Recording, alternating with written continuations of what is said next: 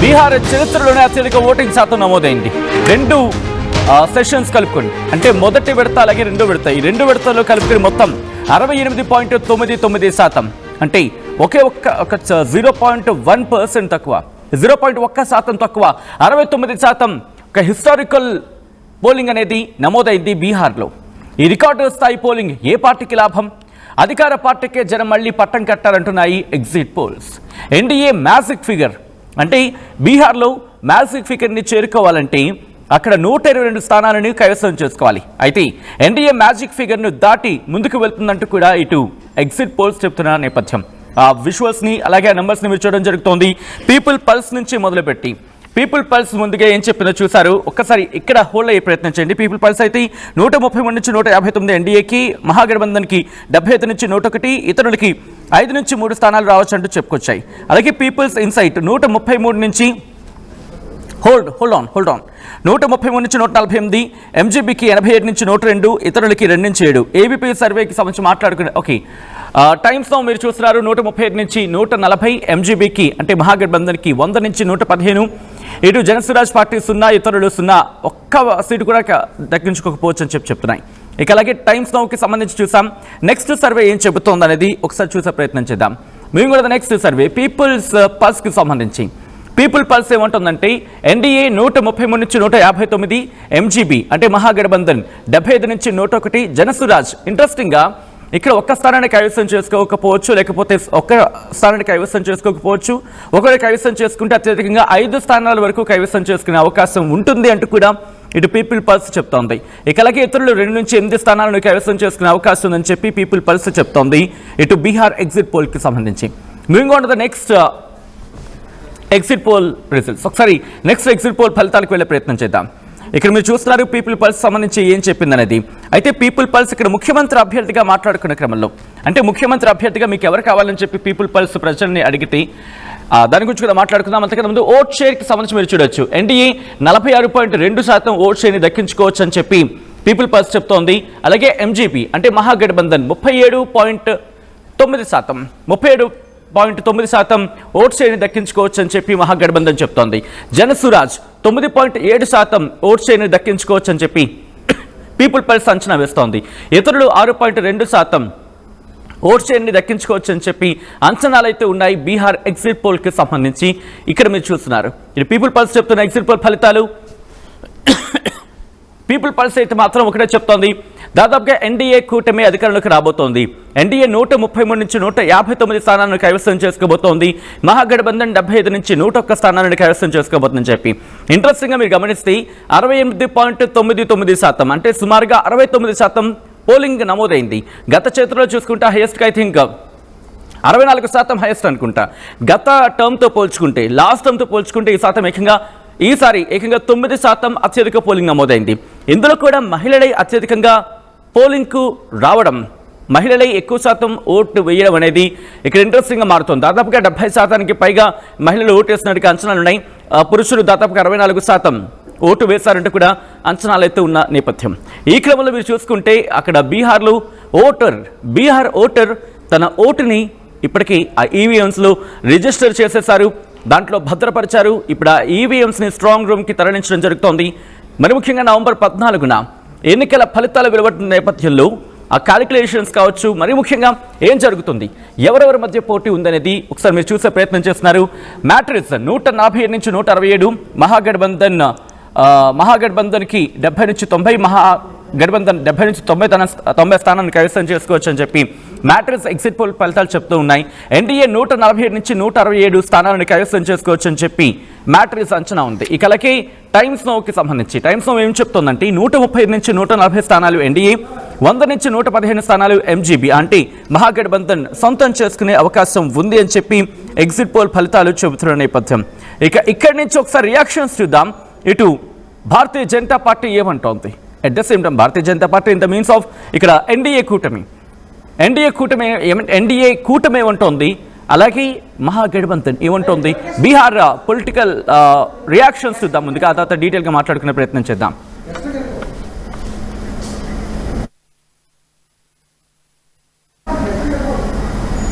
Alright, reactions చూద్దాం ముందుగా.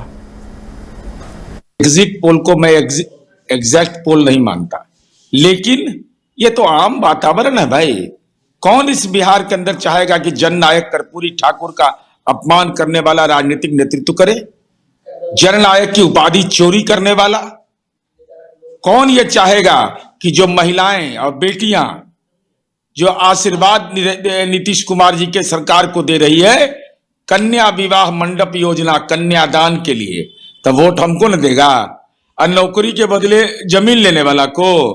अब हमारी उम्मीद यह है कि तेजस्वी यादव जी, मौका बहुत बेहतर है, 14 को रिजल्ट आएगा, इसके बीच में माननीय न्यायालय से परमिशन ले लीजिए और पर्यटक के रूप में बिहार से बाहर निकल जाइए, क्योंकि आपको देख के राजनीति भी शर्मसार हो जाता है कि आप राजनीति में ढिठाई करते हैं।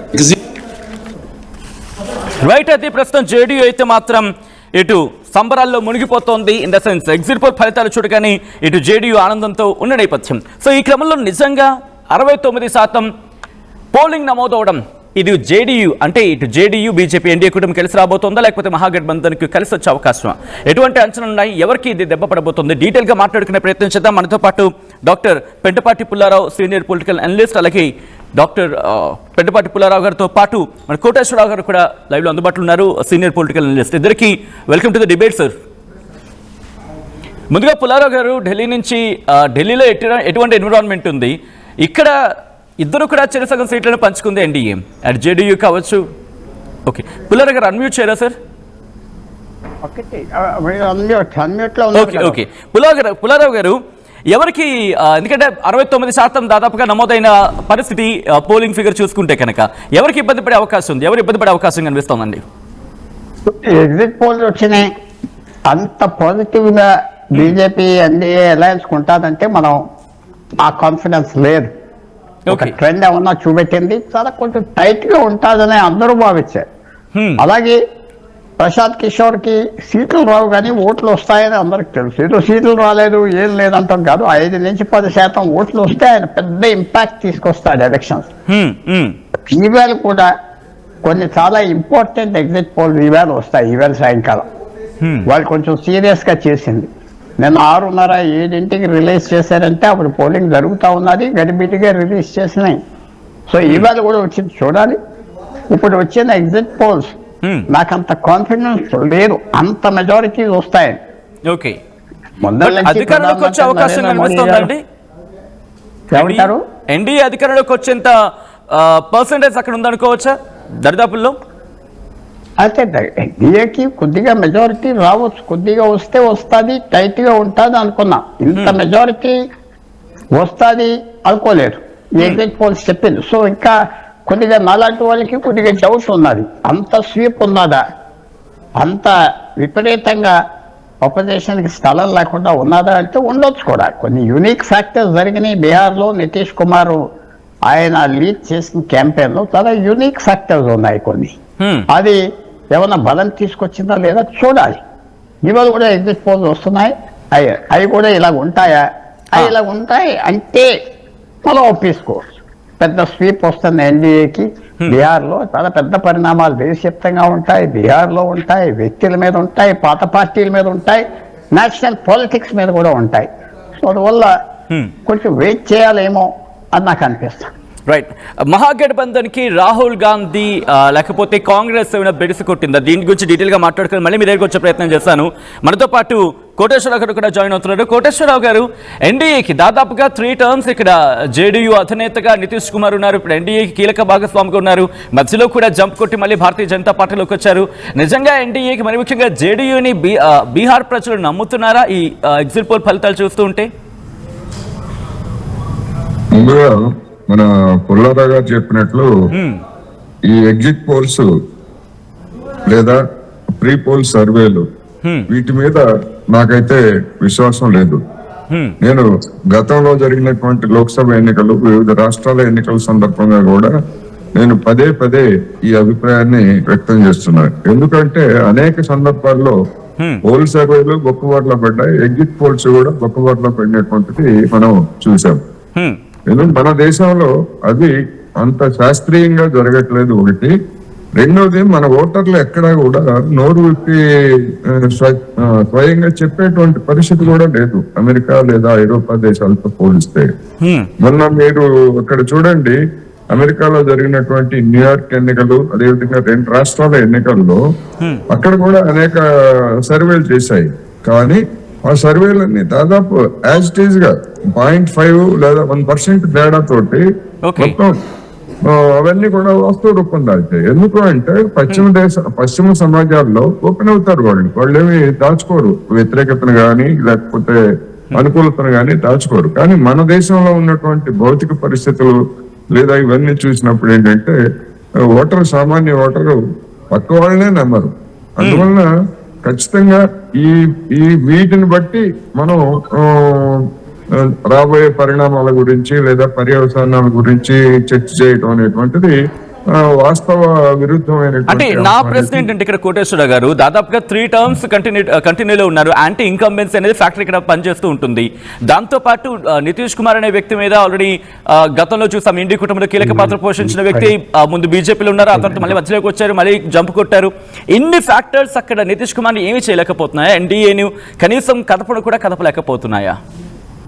ఇప్పుడు నితీష్ కుమార్ గురించి ప్రతిపక్షాలు అంటే మహాగఠబంధన్ వాళ్ళు చెప్పిన దానికంటే పాశ్వాన్ చెప్పినటువంటి చేసినటువంటి కామెంట్స్ ఏమిటి, లేదా అంతకు ముందు నితీష్ కుమార్ ఫిరాయింపులు పిల్లి మొగ్గల గురించి బీజేపీ చేసినటువంటి వ్యాఖ్యలు ఏమిటి, మరి ఆ 2 పార్టీల మీద నితీష్ కుమార్ చేసినటువంటి వ్యాఖ్యలు ఏమిటి, ఇవన్నీ చూసినప్పుడు ఒక పక్క అవకాశవాద కూటమి అనేటువంటిది అక్కడ ఏర్పడింది.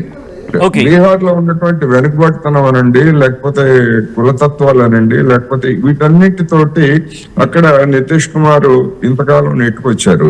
అయినా గాని అలాంటి టెయింటెడ్ లీడర్ నాయకత్వంలో ఉన్నటువంటి కూటమికి మళ్ళా జనం పట్టం కట్టారంటే నిజంగా బీహారీలకి జోహార్లు చెప్పాల్సిందే.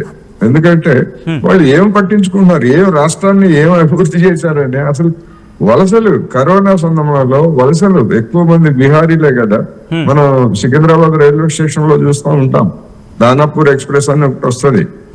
మొత్తం అందులో చూస్తే బీహార్ అంతా కూడా దానాపూర్ ఎక్స్ప్రెస్ వచ్చిన సమయంలో సికింద్రాబాద్ స్టేషన్ లో మనకి దర్శనం ఇస్తుంది. ఇన్ని మైనస్ ఫ్యాక్టర్స్ ఉన్నా గానీ ఎందుకు ఉన్నారనేది ఒక నిజంగానే పరిశోధించాల్సినటువంటి అంశం.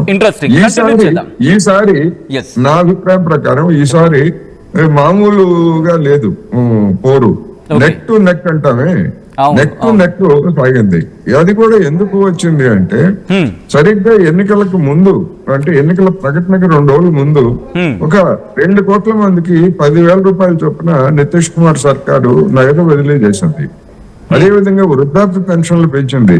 అదేవిధంగా యూత్ ను ఆకర్షించేందుకు కొన్ని ఆకర్షణీయమైనటువంటి పథకాలను పెట్టింది. ఇవన్నీ ఎందుకు చేశారు అంటే నరేంద్ర మోడీ ఇవన్నీ మేము వ్యతిరేకం. అంటే మీరు అన్నట్టుగా మేనిఫెస్టోకి కైండ్ ఆఫ్ అంశాల గురించి మాట్లాడుకుంటాం కాబట్టి కొద్దిసేపట్లో వచ్చే ప్రయత్నం చేద్దాం. ఎందుకంటే ఇటువంటి మేనిఫెస్టో అంశాలని ఇటు మహాగఠబంధన్ కూడా చెప్పుకొచ్చింది, మహాగఠబంధన్ కూడా ఇంటికి ఒక ప్రభుత్వ ఉద్యోగం అంటే చెప్పుకొచ్చింది. ఒకసారి పుల్లారావు గారి వెళ్ళే ప్రయత్నం చేస్తున్నాను. పుల్లారావు గారు, సో ఇక్కడ మేనిఫెస్టో గురించి అనుకున్నా లేకపోతే మహాగఠబంధన్ కి సంబంధించి ఒక యాంటీ ఇన్కంబెన్సీ ఉంటే కనుక అది మరి ముఖ్యంగా ప్రతికూలంగా ప్రభుత్వ వ్యతిరేక అనేది ఇటు ప్రతిపక్షాలకు అక్కడ అడ్వాంటేజ్ అవ్వాలి. కానీ బీహార్లో అది పనిచేయలేదా? ఒకవేళ పనిచేయలేదు అనుకుంటే ఇటు ఆర్జేడీకి సంబంధించి కాస్త సీట్ షేరింగ్ కావచ్చు, లేకపోతే ఆ పర్సంటేజ్ లో బీజేపీకి దగ్గరగా వచ్చిందని చెప్పి ఎగ్జిట్ పోల్ చెప్తున్నాయి. బట్ కాంగ్రెస్ కి లేదనేది ఏం జరిగింది ఇక్కడ? మహాగఠబంధన్లో ఏమైనా కుంపటి ఉందనుకోవాలా? ఒకటి మహాగఠబంధన్లో వచ్చిన ప్రాబ్లం ఏంటంటే అక్కడ రాష్ట్రానికి సంబంధించిన ఇష్యూస్ నితీష్ కుమార్ మీద ఫోకస్ అవ్వకుండా ఓట్ చోరీ, ఎలక్ట్రల్ రోల్స్కి వెళ్ళొద్దు, అది చేయొద్దు, ఇది చేయొద్దు, ఓడిపోతా చాలా కన్ఫ్యూజన్ తీసుకొచ్చారు కాంగ్రెస్ లీడర్. అసలు ఇది ఎలక్షన్ దేనికి అని కూడా ఎవరికి అర్థం అవ్వలేదు. చాలా ఇంపార్టెంట్ రిజల్ట్ ఏమొస్తుందంటే మహాగఠబంధన్ ఓడిపోతే కాంగ్రెస్ పార్టీ మీద బ్లేమ్ వెళ్ళిపోతుంది. ఎందుకంటే వాళ్ళు కాంట్రిబ్యూట్ చేసేది ఏం లేదు. 60 సీట్లు తీసుకున్నారు, ఎన్నొస్తాయి 60, 243లో చూడాలి. చాలా మనకి ఒక ఫోకస్ గా చేసి ఇలాగే ఇష్యూస్ మీద. తర్వాత ఒక విషయంలో కాంగ్రెస్ పార్టీ కరెక్ట్ గా కూడా ఉండాలి. ముఖ్యమంత్రి మనం డిక్లేర్ చేయొద్దు అన్నారు. ఎందుకంటే తేజస్వి యాదవ్ మీద కాంట్రవర్సీస్ ఉన్నాయి, డిస్ట్రాక్షన్ వచ్చేస్తాయి. అక్కడ కూడా తప్పు చేశారని నేను భావించాను. మహాగఠబంధన్ ఒక senior leader, non controversial leader మొదలు పెడితే గెలుదురు కదా. ఎవరు ముఖ్యమంత్రి అవుతే ఏంటి, అదే నేనే అవ్వాలి, నాకున్నా పర్వాలేదు అంటే కష్టమేమో. ప్రజలు అక్కడ వచ్చిన పాయింట్ ఏంటంటే ఆయన లాలూ ప్రసాద్ లెగసీ మంచో చెడ్డో అనవసరం, ఒక స్టాంప్ ఉన్నది జంగల్ రాజ్ అని. అది ఉండగా ఇతని ప్రవర్తన కూడా కొంచెం సాఫ్ట్గా ఉండి, సాఫ్ట్గా మాట్లాడి, సాఫ్ట్గా బిహేవ్ చేస్తే బాగుండదా. 2 3 మొత్తం ఎక్కువ ఏదో అతను యాదవ్స్కి ఎంఫసిస్ ఇచ్చినా యాదవ్స్ పూర్తిగా వేయట్లేదు ఓట్లు ఒక పార్టీకి. వాళ్ళు మిగతా కమ్యూనిటీ లాగా చీలిపోతున్నారు. సో ఆ ఓట్ బ్యాంక్ ఉన్నది 32%. అది ఎప్పుడో పూర్వం కథ, 30 సంవత్సరాల క్రితం కథ. ఇప్పుడు అదంతా ఇరిగిపోయింది. ఎందుకంటే ఎన్డీఏ కూడా 40 మంది యాదవులకు టికెట్లు ఇచ్చారు, 40-50 మందికి ఇచ్చారు టికెట్. వాళ్ళు ఒక 60 మందికో 65 మందికో ఇస్తే 50 మందికి ఇచ్చారు. ఎందుకంటే ఇది కొద్దిగా ఆ స్ట్రాటజీ ఓట్ చోరీ దాని మీద చేశారు. ఓట్ చోరీ అంటే ఏంటి కామన్ మ్యాన్కి మీరు బూత్కి ఈవేళ వచ్చిన రిపోర్ట్స్ ఏంటంటే చాలా మంది అన్నారు నా ఓటు చోరీ అవ్వలేదు, నా ఓటు ఉన్నదంటున్నారు ప్రతి ఒక్కరు. సో వాళ్ళు అంతవరకే చూస్తారు కదా. మీరు ఉన్నారు, మీరు బూత్కి వెళ్తారు, మీ ఓటు ఉన్నది, మీ ఫ్యామిలీ ఓటు ఉన్నది, ఏమనుకుంటారు భయం ఉన్నాయి కదా అంటారు, అంతేనా? మీరు లేకపోతే మీరు ఫీల్ అవుతారు. సో అలాంటి ఇష్యూస్ ఇదేమన్నా ఉపయోగపడిందా? ఒక లోకల్ స్టేట్ ఎలక్షన్కి ఇది అనవసరం కాంట్రవర్సీస్ తీసుకొచ్చారా? డిఫెన్స్ని, సింధూర్ని ఎందుకు? ఇది అక్కడ ఒక 120 మంది ఎమ్మెల్యేలు వస్తే మీ గేమ్ అయిపోయింది, మొత్తం దేశంలో వస్తుంది. దాని మీద ఫోకస్ అవ్వకుండా పెద్ద ట్యాక్స్ ప్రధానమంత్రి మీద ఇవ్వటం, అటెన్షన్ పోయిందంటున్నారు. అటెన్షన్ దాని మీద ఫోకస్ చేయవలసింది నితీష్ కుమార్, లేకపోతే అక్కడ బీజేపీ రాష్ట్రంలో ఏం చేసింది, ఏం చేయలేదు, దాని మీద పోయి ఎన్నో ఇష్యూస్ తీసుకొస్తే అదేనో వినట్టుగా అయిపోయి. అంటే నేషనల్ వైడ్ ఇంపాక్ట్ చూపించింది, నేషనల్ వైడ్ డిస్కషన్ దారితీస్తుంది. కానీ బీహార్లో ఈ స్పెషల్ ఇంటెన్సివ్ రివిజన్ అనేది కాంగ్రెస్ కావచ్చు లేకపోతే ఇంపాక్ట్ చూపించలేకపోయింది, రైట్? అది నేను అంటాం కాదు, ప్రశాంత్ కిషోర్ కూడా అన్నాడు. అసలు గ్రౌండ్ లో ఎవరు మాట్లాడుతున్నారు ఇష్యూ మీద అన్నాడు ఆయన కూడా. అసలు ఇష్యూ దేనికని, ఇది అనవసరం ఇష్యూ. ఈ డిస్ట్రాక్షన్ వచ్చేస్తాడు ప్రజల్లో, అదేదో ఉన్నది ఇది ఉన్నది అని ఇది మర్చిపోయి ఆఖరికి అది మిగలదు ఇది మిగలదు. తర్వాత నితీష్ కుమార్ ఇమేజ్ ఉన్నది, మీరు ఏం చెప్పినా ఏం చెప్పపోయినా ఇమేజ్ ఉన్నది. ఆనెస్ట్ మ్యాన్, కరప్షన్ లేదు, వంశాలు ఏది బంధుప్రీతి లేదు, కులప్రీతి లేదు. తర్వాత కొన్ని పనులు చేసాడు. ఇంకో పని ఏంటంటే ఎప్పుడన్నా ఈ ఫ్రంట్ ఇటు అటు వెళ్ళాడంటే 3 సార్లు ఒక ప్రిన్సిపల్కి వెళ్ళాడు. 2014లో నరేంద్ర మోడీ ప్రధానమంత్రిగా ఉంటేనే వెళ్ళిపోయాడు. 2017లో లాలూ ప్రసాద్ పార్టీతో గవర్నమెంట్ లో ఉంటే వాళ్ళ మీద పెద్ద స్కామ్ వచ్చింది, 1000 కోట్లు వదిలేశాడు. నేను మిమ్మల్ని ఎక్కడ మోస్తాను, బీజేపీకి వెళ్ళాను.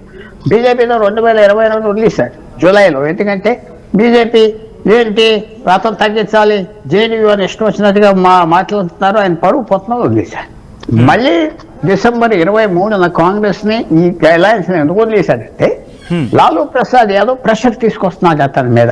నువ్వు రిజైన్ చేసే, నా కొడుకు సీఎం అవుతాడు, తర్వాత నేనేమో ప్రైమ్ మినిస్టర్ క్యాండిడేట్ గా డిక్లేర్ చేస్తావు ఢిల్లీలో అని చెప్తే కాంగ్రెస్ పార్టీ మహాగఠబంధన్ ద్వారా ఒప్పుకోలేదు కదా. ఆయన చేయడానికి వదిలేసి అయిపోయాడు. 3 సార్లు పొలిటికల్ రిజల్ట్స్ చేశాడు. అది మీద ఏం చెగ రాలేదు. ఆయన ఇమేజ్ ఉన్నది. అది మనం అనుకున్నట్టుగా, నేను మొదలు చెప్పినట్టుగా పనిచేస్తుందా లేదా, పనిచేస్తుంది విశేషంగా అని ఎగ్జిట్ పోల్ అంటా ఉంటే నేను చూడాలంటున్నాను. ఆయనకి మంచి రెప్యుటేషన్ ఉన్నది. ఇంత మెజారిటీ వస్తుందా అంటే తప్పకుండా మహాగఠబంధన్ ఫెయిల్ అయిపోయిందని మాత్రం మనం చెప్పవచ్చు. ఫెయిల్ అయిపోయిందని. ఎందుకంటే వాళ్ళు ఎక్కువ ఇష్యూస్ పెట్టేసి, నేషనల్ ఇష్యూస్ పెట్టి ఓట్ చోరీ అని, లేకపోతే కాన్స్టిట్యూషన్ అని, ఎస్ఐఆర్ ఇవన్నీ పట్టవు కదా. ఏదో క్లియర్ గా నీకు ఉద్యోగం ఇస్తాం, నీకు ఇది ఇస్తాం. తర్వాత ఆ తేజస్వి యాదవ్ కూడా 3 కోట్ల ఉద్యోగాలు ఇస్తాను. నాకు ఎవరన్నా సీరియస్ గా తీసుకుంటారా? మనుషులే.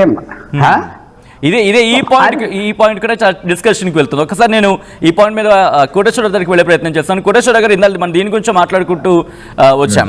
దాదాపుగా ప్రతి ఇంటికి ప్రభుత్వ ఉద్యోగం ఇస్తామని చెప్పిన తర్వాత కూడా అక్కడ అదే కాదు, దాంతోపాటు ఇంకా చాలా అంశాలు ప్రస్తావించినప్పటికీ కాస్త ఫోకస్ వచ్చిన అంశం ఇటు ప్రతి ఇంటికి ఒక ప్రభుత్వ ఉద్యోగం, దాంతోపాటు మహిళల విషయంలో కావచ్చు, ఇలా కొన్ని ఆఫర్స్ కావచ్చు, కొన్ని మేనిఫెస్టోస్ ఇచ్చిన సందర్భం అయినా కూడా ఇటు తేజస్వి యాదవ్ని నమ్మలేదు. ఎందుకంటే గతంలో ఉప ముఖ్యమంత్రిగా ఉన్నారు, అప్పుడేం చేయలేకపోయాడు, అందుకే ఈ ఇంపాక్ట్ గురించి నమ్మలేకపోయారు అనుకోవాలి. ఎలా చూడాలండి?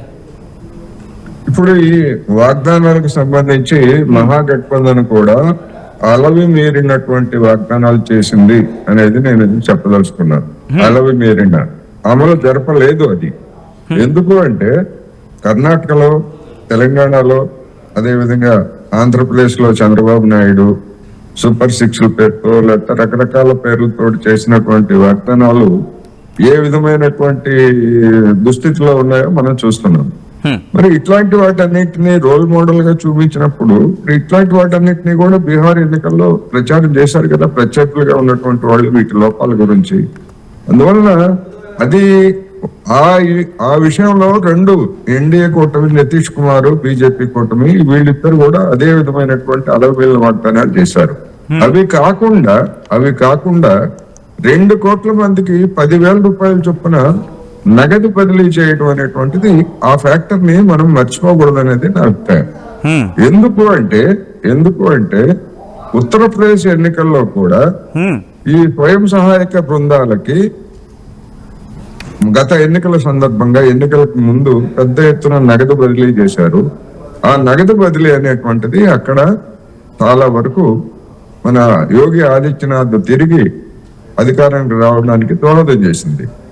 ఆ ఎక్స్పీరియన్స్ తోనే ఎన్నికలకు ప్రకటనకి 2 రోజుల ముందు బీహార్ లో ఆ విధమైనటువంటి బదిలీ జరిగింది.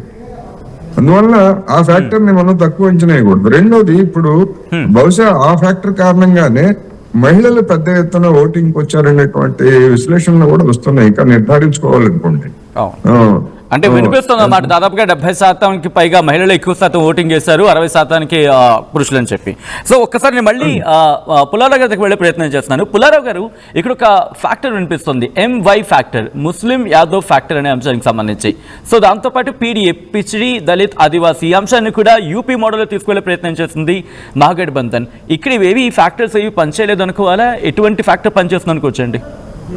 అదే చాలా వరకు యాదవ్ది కాస్ట్ ఫ్యాక్టర్ తగ్గిపోయింది.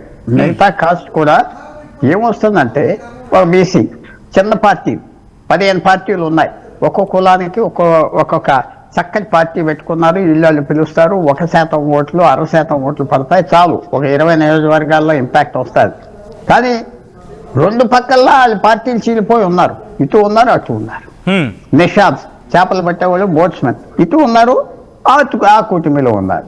ఆ తర్వాత ఏమొస్తుంది మనం కూడా చూస్తున్నాం, రిజర్వేషన్స్ ఉన్నాయి చక్కగా బీసీలు ఎస్సీస్కి అందరికీ తప్పలేదు, కానీ కొంతమంది బెనిఫిట్ అవుతున్నారు కదా సేమ్ పీపుల్. ఆ ఫీలింగ్ అక్కడ కూడా ఉన్నది. రిజర్వేషన్ చేస్తాం, నీకు వస్తుంది నాకు వస్తుంది, ఆ ఫీలింగ్ వచ్చింది. కొంచెం బోర్డం వచ్చిందని నేను చెప్తా. మనకేం రాదు, ఈ ఉద్యోగాలు మాట్లాడుతున్నారు, వాళ్ళకి లాభం, వాళ్ళు బాగా బ్రతుకుతున్నారని వచ్చేస్తుంది. సో అంత యాదవ్స్, ఓకే తేజస్వి యాదవ్ ముఖ్యమంత్రి అవుతాడు, అయితే ఏంటి మన కుల గౌరవం పెరిగింది, ఏదో పోలీస్ స్టేషన్ అంతే. కానీ మిగతాదేంటి, చాలా మంది ఈ గత 20 సంవత్సరాలు బట్టి కాస్ట్కి పూర్తిగా కొన్ని ఫార్వర్డ్ కాస్ట్ కూడా చీలిపోతున్నారు, దళిత్స్ చీలిపోతున్నారు, ట్రైబల్స్ చీలిపోతున్నారు. పాలిటిక్స్ అలాగ వచ్చింది. ఒక గ్రామంలో ఒక యాదవ్ ఉంటే అతనికి వ్యతిరేకంగా ఇంకో యాదవ్ ఉంటారు కదా పొలిటీషియన్, సర్పంచ్కి దానికి దీనికి. అందువల్ల చీలికలు వచ్చింది. అదేదో ఎస్ మైనారిటీ వేస్తే వేయచ్చు, కానీ యాదవ్ పూర్తిగా వేయలేదు. తర్వాత మహాగఠబంధన్ కూడా షాబుద్దీన్ కొడుకు అలాంటి వాళ్ళకి ఇవ్వటం కొంచెం పోలరైజేషన్ కూడా జరిగిందని నేను భావిస్తున్నాను. యాదవ్లోనే వాళ్ళలోనే వీళ్ళు మళ్ళీ వచ్చేస్తున్నారు, పాత వాళ్ళు అందరూ వచ్చేస్తున్నారని భయం ఉన్నది. ఇది చిన్న విషయం కాదు. మనం దూరంగా ఉండి మాట్లాడతాం ఒకటి, అక్కడే ఉండి మాట్లాడతాం ఒకటి. సో ఇవన్నీ ఫ్యాక్టర్స్గా వచ్చినాయి. యాదవ్స్కి డివిజన్స్ ఉన్నాయి వాళ్ళ ఓట్స్లో. యాదవ్స్ని ఇప్పుడు బీజేపీ నితీష్ కుమార్ ఇద్దరు యాదవ్ క్యాండిడేట్స్ ఉన్నారు. మొత్తానికి 243 ఎమ్మెల్యేలు ఉన్నారు. దాంట్లో మీరు ఎస్టీలు తీసుకుంటే 40 ఉండొచ్చు, 40-50. 190 జనరల్ సీట్స్లో ఈ 2 పార్టీలు 90 మందికి 100 మంది యాదవ్లకి టికెట్లు ఇచ్చారు. రెండు ఫ్రంట్స్. అదే ఒక 30 సీట్లు కామన్ కాకపోయినా 100 సీట్లలో 243లో 90 నుంచి 100 సీట్లలో ఐదర్ లాలు క్యాండిడేట్ ఉన్నాడు, లేకపోతే బీజేపీ క్యాండిడేట్ ఉన్నాడు యాదవ్. ఇంకా ఏంటి వాళ్ళు చీలికలు ఎందుకు రావు? చీలికలు వచ్చినాయి. తర్వాత అది అనుకోవటం ఇంత పర్సెంటేజ్ ఉన్నదంటే కొన్ని చోట్ల 70% ఉండొచ్చు, కొన్ని చోట్ల 1% ఉంటాయి. నితీష్ కుమార్కి ముఖ్యమంత్రి 15% అప్రూవల్ ఉన్నదంటే అది రాష్ట్రం అంతా. దాంట్లో 1/3 పోర్షన్లో ఆయనకి 30-40% అప్రూవల్ ఉన్నది. సో ఆ ఫిగర్స్ కొంచెం మిస్లీడింగ్ ఉంటుంది. కులం యాదవ్స్ ఈ ఎంఫసిస్ తగ్గింది. మిగతా కులాలు కూడా మేమేదో బీసీలు వీడికి ఇచ్చాడు, వాడికి ఇచ్చాడు, వాడు మా నాయకుడు అని మాత్రం లేదు. కమాండ్ చేసే కాస్ట్ లీడర్స్ పూర్తిగా చేసే లేరు. చీలికలు వచ్చినాయి కాబట్టి కొంచెం నేషనల్ ఇష్యూస్ మీద చాలా మంది నేషనల్ ఇష్యూస్ మీద వెళ్తున్నారు. సో ఇది ఒక ఇంట్రెస్టింగ్ ఎలక్షన్ అయిపోయింది. నేషనల్ ఇంపాక్ట్ వస్తుంది 14వ తారీఖు. బీజేపీ అలయన్స్ గవర్నమెంట్ ఫామ్ చేస్తే చాలా పెద్ద సెట్ బ్యాక్ మహాగఠబంధన్ కి కాంగ్రెస్. అంటే కులం అనే ఫ్యాక్టర్ పెద్దగా ప్రభావం చూపించలేదు అనుకోవాలి ఎలక్షన్ మీద, రైట్? ఆ పెద్దగా అని కాదు, కొంచెం తక్కువ చూపెడతా వస్తుంది. చదువు, education, inter caste marriages, prosperity. అన్నిటికంటే వాళ్ళు ప్రాస్పరస్ కదా. రిజర్వేషన్స్ ఉన్నాయి, పంచాయతీలు, ఎమ్మెల్యేలు ఉన్నారు. ఇప్పుడు కూడా 243లో 70 మంది ఉన్నారు యాదవ్ ఎమ్మెల్యే. 70 మంది అంటే మోర్ దెన్ 35% జనరల్ సీట్స్ లో చూస్తే. సో మిగతా దాంట్లో వాళ్ళ ప్రభావం ఉన్నది. పాలిటిక్స్ డామినేట్ చేస్తా వచ్చారు. అఫ్ కోర్స్ దీంట్లో కూడా కొన్ని కామిక్ ఇష్యూస్ జరిగినాయి, కొన్ని కామిక్ పర్సనల్ ఇష్యూస్ జరుగుతూ వచ్చినాయి. లాలు చేసింది ఏం చేశాడు, వారి కొడుకు పెద్ద కొడుకుని నితేష్ సైడ్ ఏం జరిగినాయి. బాహుబలీలు పెద్ద గ్యాంగ్స్టర్స్ పోటీలో నిజంగా పోటీ చేశారా, ఇతర గ్యాంగ్స్టర్స్ కలిసిపోయారా ఒక సీట్లో, ఇవన్నీ ఉన్నాయి factors. But main thing is Nitish Kumar image మనం మర్చిపోకూడదు. ఇమేజ్ మాత్రం ఉంది. ఇంట్రెస్టింగ్. ఒకసారి కోటేశ్వర గారు వెళ్ళే ప్రయత్నం చేస్తాను. కోటేశ్వర గారు, ఇక్కడ కులం ఫ్యాక్టర్ అనేది, కులాలకు సంబంధించిన ఫ్యాక్టర్ అనేది బీహార్కి సంబంధించిన ఎలక్షన్స్ మీద ఎప్పుడు ప్రభావం చూపిస్తూ ఉంది. బట్ లాస్ట్ వరకు చూసుకున్న క్రమంలో కూడా, అంటే లాస్ట్ ఎలక్షన్ వరకు కూడా కాస్త ఇంపాక్ట్ చూపించింది. బట్ ఇప్పుడు పూర్తిగా కోటేశ్వర గారు అన్నట్టు, సారీ పుల్లారావు గారు చెప్పినట్టుగా అంత ఇంపాక్ట్ తక్కువగా ఉందనుకోవచ్చా, లేకపోతే పూర్తి స్థాయిలో ఇక అది వానిషింగ్ అయిపోతుంది అనుకోవాలి ఇక్కడ? యాజ్ పుల్లారావు గారు సైడ్ కొంచెం అది బలహీనపడుతూ వస్తుందా? గడచిన కొద్ది సంవత్సరాలుగా పరిణామాలని చూస్తున్నప్పుడు, రెండోది సొసైటీలో అస్తిత్వ భావనలు అంటే మా కులం అనేటువంటి భావనలు వచ్చిన తర్వాత అగైనెస్ట్ యాదవాస్ గా ఉండేటువంటి కొన్ని కులాలు అసెప్ట్ చేసుకోవడం అనేటువంటిది ఇటీవల కాలంలో ఉత్తరప్రదేశ్ లోను, బీహార్ లోను జరుగుతున్నటువంటి ఒక సోషల్ ఇంజనీరింగ్. దానికి బీజేపీయే కారణం అని చెప్పక్కర్లేదు. బీజేపీ కొంతమేరకు దాన్ని క్యాష్ చేసుకున్న మాట వాస్తవం. కానీ ఆ కులాలకు చెందినటువంటి వాళ్ళు కూడా ఏమిటి డామినేషన్, వీడి డామినేషన్ ఏమిటి అనేటువంటి దాంతో పాటు రెండోది ప్రయోజనాలు. ఇప్పుడు పుల్లారావు గారు చెప్పినట్టు యాదవులంతా మొత్తం కట్టకట్టుకొని ఒకే పార్టీకి ఎక్కడా లేరు. ఉత్తరప్రదేశ్ లోనూ లేరు, బీహార్ లోనూ లేరు, ఎక్కడా లేరు. ఉదాహరణకు మన తెలుగు 2 రాష్ట్రాల్లో కొన్ని సామాజిక తరగతుల గురించి మొత్తం వీళ్ళ పట్టులో ఉందని చెప్పేసి చెప్తారు. మరి అట్లా లేదు కదా. పరిణామాలు గడిచినటువంటి 20 సంవత్సరాల్లో అటు తెలంగాణలోను, ఆంధ్రప్రదేశ్ లోను జరిగినటువంటి పరిణామాలు చూసినప్పుడు అదర్ క్యాస్ట్ అనేటువంటివి డామినెంట్ గా వస్తున్నాయి. ఎందుకని? ఒకటి నియో రిచ్, ఆ క్యాస్ట్ లో నియో రిచ్ రావడం అనేటువంటిది ఒకటి. రెండవది చదువు సంఖ్యలు కూడా పెరిగిన తర్వాత సహజంగానే ఆ విధమైనటువంటి పరిణామం జరుగుతుంది. బీహార్ దానికి దూరంగా ఉండలేదు. అందుకని బీహార్ లో కుల ఆధిపత్యం ఇప్పటికీ ఉన్నప్పటికీ గతంతో పోలిస్తే అది చాలా డైల్యూట్ అయింది. రాబోయే రోజుల్లో ఇంకా డైల్యూట్ అవుతుంది. అది ఒక బీహార్ కి పార్టీలకి ఆ ప్రాతిపదికన పనిచేసేటువంటి పార్టీలకి నష్టం కలిగి ఉండొచ్చు. కానీ బీహార్ లో ప్రజాస్వామిక శక్తులకు మాత్రం అటువంటి పరిణామం రావాలని కోరుకుంటున్నారు. కుల పరిధి నుంచి, మత పరిధి నుంచి ఓటర్లు బయటికి వచ్చినప్పుడే అది సరైనటువంటి ప్రజాస్వామ్యం అవుతుంది, రావాలి. అయితే తాత్కాలికంగా మరి మహాగఠబంధన్కో లేకపోతే నితీష్ కుమార్ కో నష్టం అంటే పోనివ్వండి, నష్టపోనివ్వండి, ఏం కొంపలే మునిగిపోలేదు. ఒకసారి ఒక ఎన్నికల్లో నష్టపోతే 2వ ఎన్నికల్లో మళ్ళా గుణపడ్డాలు తీసుకుంటారు. అందుకని ఈ ఎన్నికల్లో దీని పరిణామాలు పర్యవసానాల గురించి అంటే మనం పూర్తి ఫలితాలు రాకముందే దాని గురించి మనం చెప్పుకుంటున్నాం కానీ ఏమైనప్పటికీ ఇప్పుడు ఉదాహరణకి రాబోయేటువంటి ఎన్నికలు ఏవి తమిళనాడు, కేరళ, పశ్చిమ బెంగాల్ ప్రధానమైనటువంటి ఈ 3 రాష్ట్రాలు. ఈ 3 రాష్ట్రాల్లో ఈ బీహార్ ఎన్నికల ఫలితాలు ఈ 3 రాష్ట్రాల మీద ఏమైనా పడతాయా? నా అభిప్రాయం ప్రకారం అయితే పడేది ఏముండదు. బీజేపీకి లేదా ఈ ఇండియా కూటమిని వ్యతిరేకించేటువంటి పార్టీలకు ఒక పెద్ద ప్రచారాస్త్రంగా అది పనికొస్తుంది తప్ప ఆ ఫలితాలు ఇక్కడికి వచ్చి మొత్తం బీహార్ లో వాళ్ళందరూ అట్టు చేశారు కనుక మనం కూడా డిఎంకేని లేదా అక్కడ ఉన్నటువంటి సిపిఎం ని, మమతా బెనర్జీని వెంటనే ఓడించేసి వాళ్ళకి పట్టం కడతామని అంత సీన్ అయితే ఉంటుందని నేను అనుకోను. కాకపోతే కొంత డెఫినెట్ గా ఒక ప్రచారాస్త్రంగా అది ఉపయోగపడుతుంది. కొంతకాలం ఆ పేరుతోటి వాళ్ళు కథ నడిపిస్తారనేది నా అభిప్రాయం. కావచ్చు. కొన్ని సర్వేస్ చెప్తున్న మాట ఏంటంటే కనుక దాదాపుగా సీఎం క్యాండిడేట్ మీకు ఎవరు కావాలని చెప్పి ప్రజలను అడిగినప్పుడు ఇటు తేజస్వి యాదవ్ వైపు దాదాపుగా 32% మంది మొగ్గు చూపారు. నితీష్ కుమార్కే తర్వాత స్థానం ఇచ్చారు 30% అంటూ. సో ఒకవేళ మహాగఠబంధన్లో ఇక్కడ తేజస్వి యాదవ్ కావచ్చు లేకపోతే మహాగఠబంధన్లో ఆర్జేడీ కాంగ్రెస్తో మరి ముఖ్యంగా రాహుల్ గాంధీతో కనుక వెళ్ళకపోయి ఉండుంటే అత్యధిక స్థానంలో పోటీ చేస్తుంటే బహుశా రిజల్ట్ ఇంకొకలా అంటే ఈ ఎగ్జిట్ పోల్ ఫలితాలను కనీసం ఇంకొకలా ఉండే అవకాశం ఉందనుకోవచ్చు అండి ఇక్కడ. అవి కొంతమంది ఇప్పుడు ఎలాగొస్తుందంటే ఈ ఎగ్జిట్ పోల్స్ కరెక్ట్ అయితే తప్పకుండా ఆర్జేడీ తేజస్వి యాదవ్ ఒంటరిగా వెళ్తాం బెటర్ కదా. వాళ్ళకి 60-70 సీట్లు దీంట్లో రావటం, వాళ్ళు ఒంటరిగా వెళ్తే ఇంకా ఎక్కువ వస్తాయి. ఎందుకంటే కాంగ్రెస్ పార్టీ కొన్ని ఆ కూటమి ఓట్లు చీల్చేస్తుంది, అప్పర్ కాస్ట్ ఇప్పర్ కాస్ట్ వెళ్ళిపోతారు. సో ఇది ఇప్పుడు ఈ ప్యాటర్న్ చూస్తే తేజస్వి యాదవ్ ఒంటరిగా వెళ్తే బెటర్ అయిపోదునా ఆ ప్రశ్న వస్తుంది వాళ్ళ రిజల్ట్ బట్టి. అతను గవర్నమెంట్ ఫామ్ చేస్తే చాలా గొప్ప వాళ్ళు అందరూ ఒకళ్ళు అనుకుంటారు. ఫామ్ చేయకపోతే నిన్న మొన్న బయటకు వచ్చిన మాటలు ఏంటంటే అంటున్నా ఇది మనమే సొంతంగా పోటీ చేస్తే 243 మన క్యాండిడేట్స్ ఉన్నారు కదా, ఇన్ని ఎమ్మెల్యేలు ఉన్నారు కదా, మనకి 90, 80, 60 వచ్చేది మనకు ఉన్నారు కదా. మన అందరూ తృప్తిగా ఉన్నారు కదా. కాంగ్రెస్ పార్టీ మిగతా పార్టీతో వెళ్ళి మనం ఓడిపోతున్నాం. మనం సొంతంగా ఓడిపోయినా పర్వాలేదు కదా, అది కరెక్టే కదా, కంఫర్ట్ ఉంటుంది కదా. అందువల్ల ఎన్ని ఆలోచనలు వస్తాయి, కొన్ని ట్రెండ్లు వస్తాయి తప్పకుండా.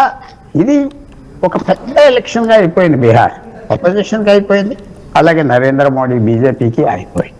నితీష్ కుమార్ ఒక సింపుల్ ఫ్యాక్టర్ అక్కడ, ఆయన గెలిస్తే కంటిన్యూ అవుతాడు, లేకపోతే రిటైర్ అయిపోతాడు అంతే. సో చూడాలి. ఇది ఒక మంచి సెన్సిటివ్ ఎలక్షన్, అనుకోకుండా ఇంపార్టెన్స్ ఇచ్చారు, ఇవ్వకూడదు రాష్ట్ర ఎలక్షన్స్ ఇచ్చారు. సో పరిణామాలు ఎవరికి చెడ్డగా వస్తాయో రిజల్ట్స్ వాళ్ళ మీద చెడ్డ పరిణామాలు మాత్రం ఉంటాయి. రైట్. ఇక్కడ కోటేశ్వరరావు గారి దగ్గర వెళ్ళే ప్రయత్నం చేస్తాను. కోటేశ్వరరావు గారు ఇదే మనం మాట్లాడుకున్నట్టుగా ఇటు 32-30 అంటే ఎన్డీఏకి సంబంధించి ఇటు నితీష్ కుమార్ అయితే మాత్రం ముఖ్యమంత్రిగా యాక్సెప్ట్ చేసేందుకు అక్కడ ఇంట్రెస్ట్ చూపించట్లేదు కాబట్టి అక్కడ కాస్త క్యాలిక్యులేషన్స్ మారే అవకాశం ఉందా ముఖ్యమంత్రి ఈ విషయంలో? అంటే ఇటు ఎన్డీఏ కూటమిగా నేతగా నాయకుడిగా ఇటు ప్రొజెక్ట్ చేస్తుంది కానీ నితీష్ కుమార్ని ముఖ్యమంత్రి అభ్యర్థిగా అయితే ఇంకా ప్రొజెక్షన్ రాలేదు. సో ఈసారి మార్పు ఒకవేళ కనుక ఈ ఎగ్జిట్ పోల్ ఫలితాలు అయితే కనుక ముఖ్యమంత్రి మార్పు అవకాశం ఉంటుంది అనుకోవాలి అక్కడ. ఇప్పుడు మొదటి దశ ఎన్నికలు జరిగిన తర్వాత మీడియాలో వచ్చినటువంటి వార్తలతోటి బీజేపీ అదే విధంగా చిరాగ్ పాస్వాన్ కూడా నితీష్ కుమార్ నాయకత్వాన్ని బలపరుస్తున్నట్టు ఆయనే ఉంటారు అనేటువంటి ఇండికేషన్స్ రెండో దశ ఎన్నికలకు ముందు ఇచ్చారు.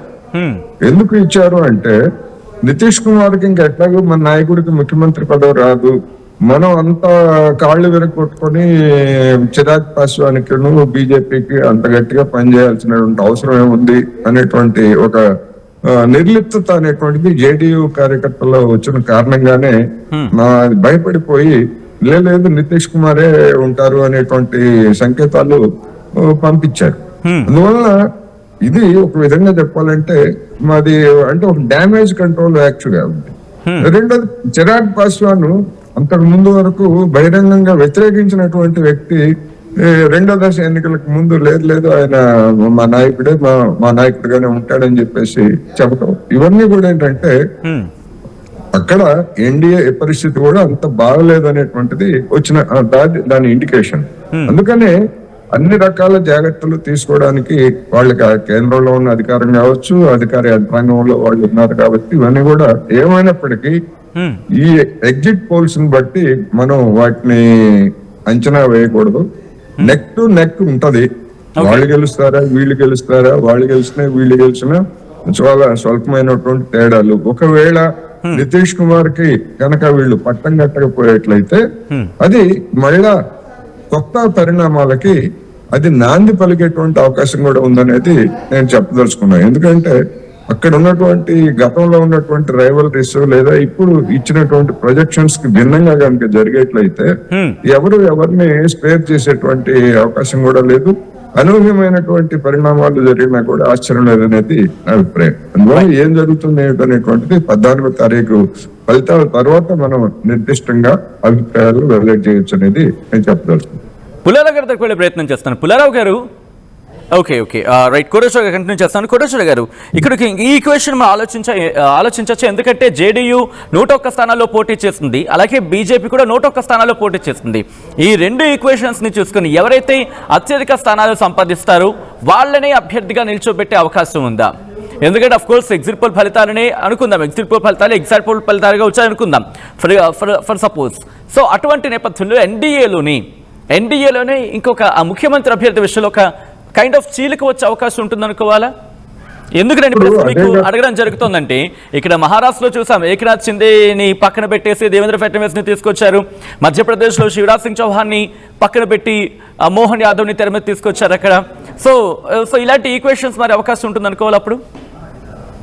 అది ఏకనాథ్ షిండే వ్యవహారం వేరు, లేదా మధ్యప్రదేశ్ వ్యవహారం వేరు, బీహార్ లో వ్యవహారం వేరుగా అనేది మనం చూడాలి. అంటే అక్కడ సొంత పార్టీ, ఇక్కడ పక్క పార్టీ. రెండవది నితీష్ కుమార్ ఇన్ని సంవత్సరాలు ముఖ్యమంత్రిగా ఉండి ఒకవేళ సీట్లు తక్కువ వచ్చాయనేటువంటి పేరుతోటి ఆ నితీష్ కుమార్ ని కనుక పక్కన పెట్టేట్లయితే జేడీయూ పార్టీ ఎన్డీఏ కూటమిలో ఉంటుందా అన్నది పెద్ద ప్రశ్న. ఎందుకంటే మా నాయకుడికి ముఖ్యమంత్రి పదవి రాకపోయిన తర్వాత ఇంక ఎవరికి వస్తే మాకెందుకు, మా భవిష్యత్తు ఏమిటి? ఎందుకంటే అనేక మంది నితీష్ కుమార్ మీద ఆధారపడి ఉన్నాడు ఉంటారు కదా, మా భవిష్యత్తు ఏమిటి? ఇప్పుడు బీజేపీ తీర్థంలో చూస్తే మిత్రపక్షాలని మామూలుగా మింగేయలేదు కదా. ఇప్పుడు శివసేన ఎట్లా మింగేసిందో మనం చూసాము. మహారాష్ట్ర తీసుకున్నా, కర్ణాటక తీసుకున్నా, లేకపోతే కర్ణాటక తీసుకున్నా.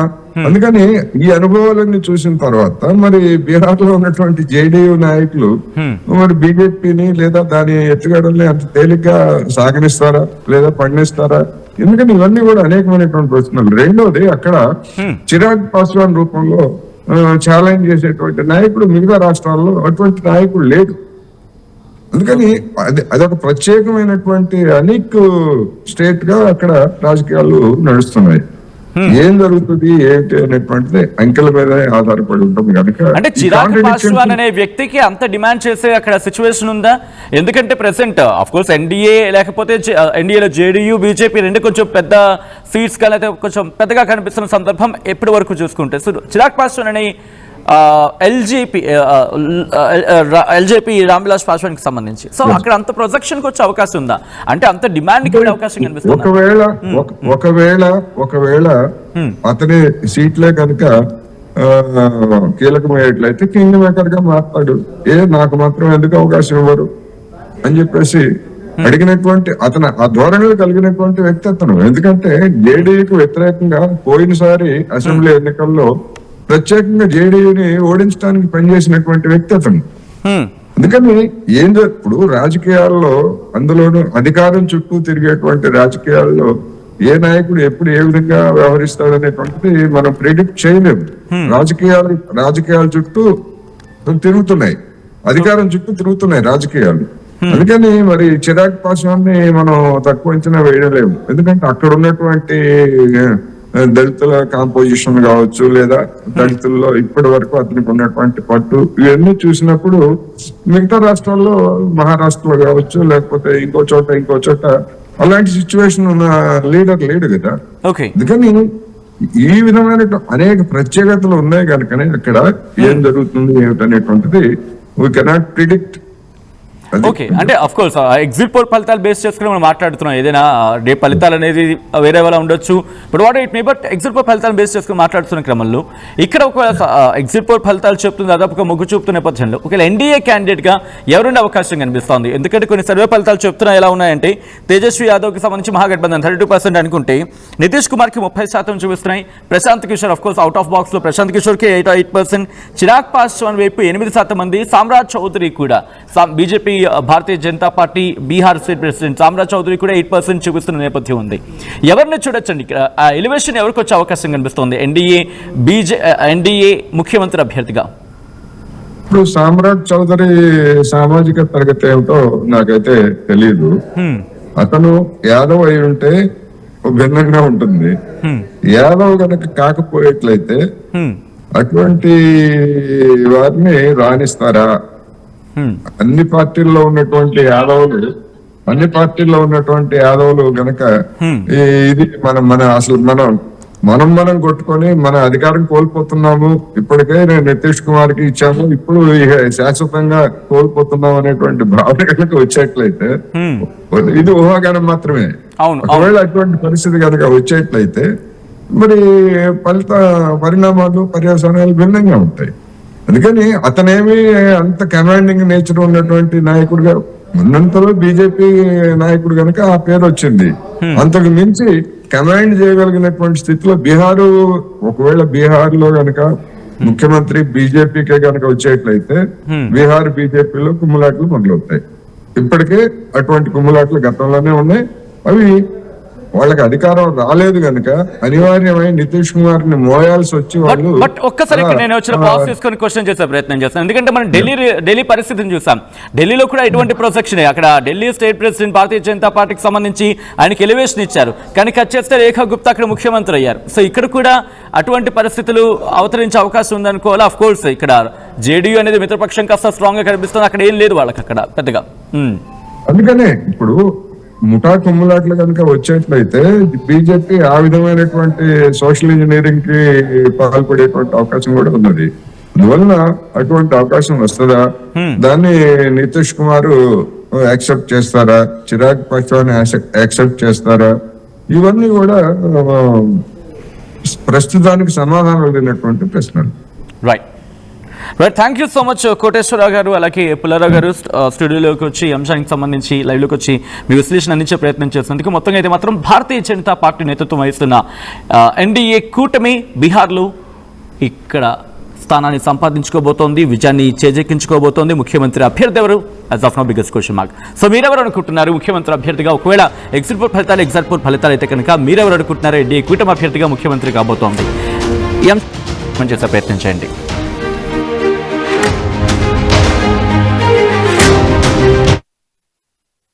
ఇల్లైనా ఫ్యాక్టరీ అయినా క్లినిక్ అయినా రూఫ్ ఉంటే safe. Truzon solar system install చేయండి. బిల్ తో పాటు పీపీ తగ్గించండి. నువ్వు సూపర్ స్టార్ అయ్యా. Truzon solar power, super power. Local to global news at your finger tips. మీ చేతిలో ఒక ఆయుధం. Download Raw TV app. Media legend Ravi Prakash is back.